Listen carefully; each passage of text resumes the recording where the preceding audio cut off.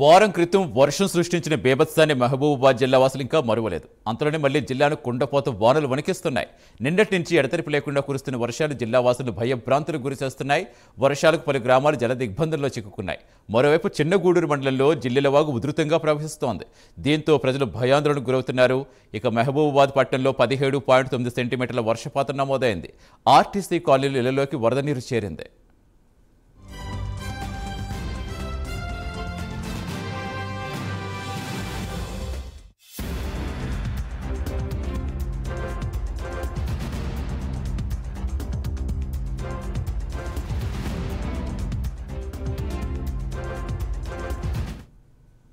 బయ్యారం, చిన్నగూడూరు, నెల్లికుదురు మండలాల్లో భారీ వర్షాలకు వరద పోటెత్తింది. చిన్నగూడూరు మండలంలో జిల్లెళ్లవాగు ఉధృతంగా ప్రవహిస్తుండటంతో గుండ్రరాజుపల్లికి రాకపోకలు నిలిచిపోయాయి. నెల్లికుదురు, నరసింహులపేట మధ్య రాకపోకలు నిలిచిపోయాయి. మరోవైపు ఆకేరువాగు ఉధృతికి మహబూబాబాద్, తొర్రూరు మధ్య రాకపోకలు బంద్ అయ్యాయి. ఎడతెరిపి లేకుండా వర్షాలు కురుస్తుండటంతో జగ్నతండ, రావిరాల గ్రామాలు జల దిగ్బంధంలో చిక్కుకున్నాయి.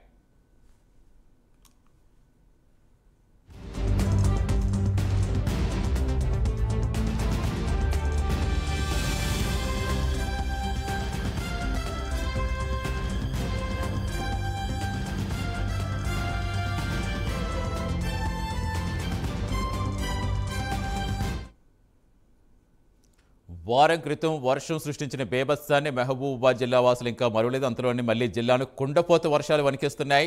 నిన్నటి నుంచి ఎడతెరిపి లేకుండా వర్షాలు కురుస్తుండటంతో భయభ్రాంతులకు గురవుతున్నారు జిల్లా వాసులు. పూర్తి సమాచారం ఇచ్చేందుకు మా కరెస్పాండెంట్ తిరుపతి లైవ్లో జరుగుతున్నారు. తిరుపతి, ప్రస్తుతం ఎలా ఉంది వర్ష బేభత్సం? ఇంకా ఎన్ని రోజుల పాటు కంటిన్యూ అవుతుందని వాతావరణ శాఖ చెబుతోంది. ప్రస్తుతం లోతట్టు ప్రాంత ప్రజలను ఏ విధంగా అప్రమత్తం చేశారు?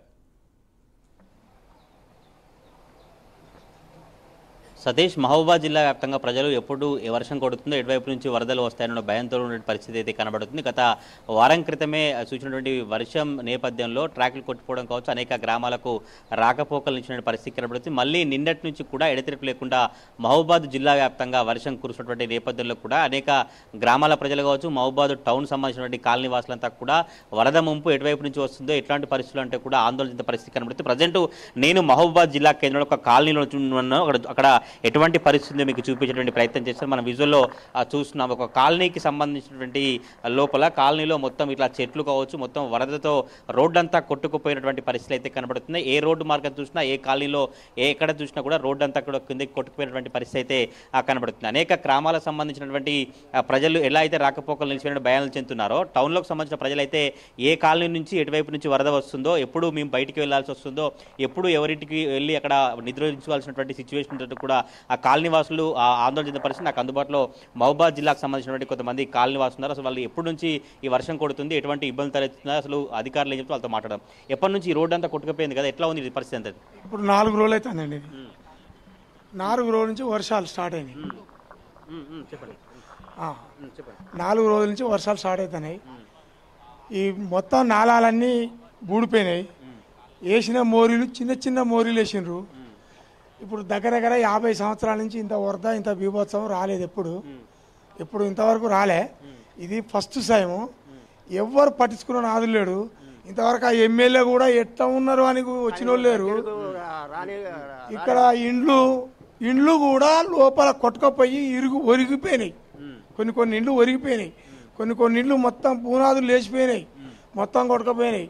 కనీసం ఒక్క అధికారే, ఒక నాయకుడు కూడా ఒక్కసారి వచ్చినోడు పాపం లేదు ఇంతవరకు. ఒక ఎమ్మెల్యే లేదు, ఎంపీ లేదు, ఎవరు పట్టించుకోవట్లేరు దీని గురించి.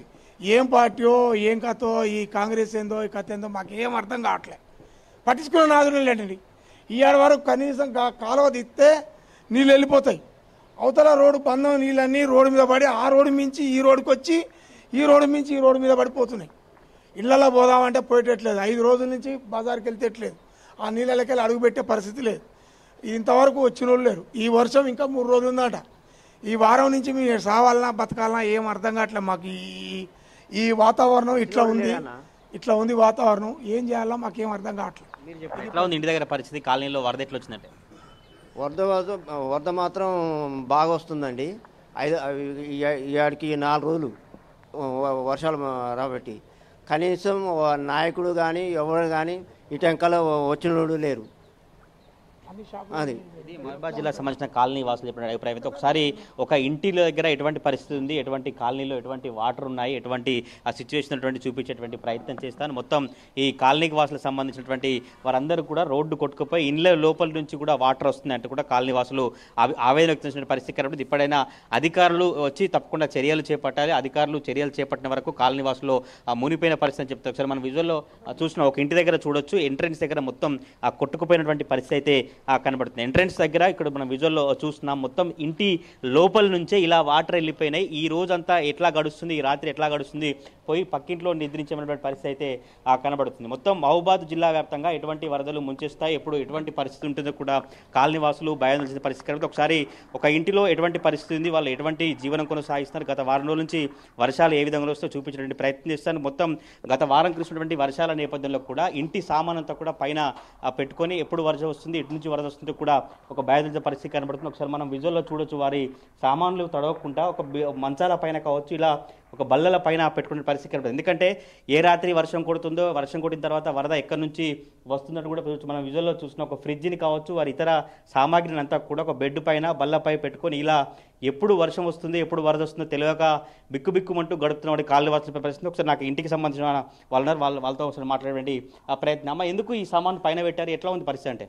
రాత్రి మళ్ళీ వర్షం వచ్చేసరికి మళ్ళీ నీళ్ళు వచ్చినాయి సార్. 1 వీక్ నుంచి కష్టపడి సదురుకున్నాయని మళ్ళీ మేము పైన మూటలు కట్టి పెట్టుకోవడం జరిగింది.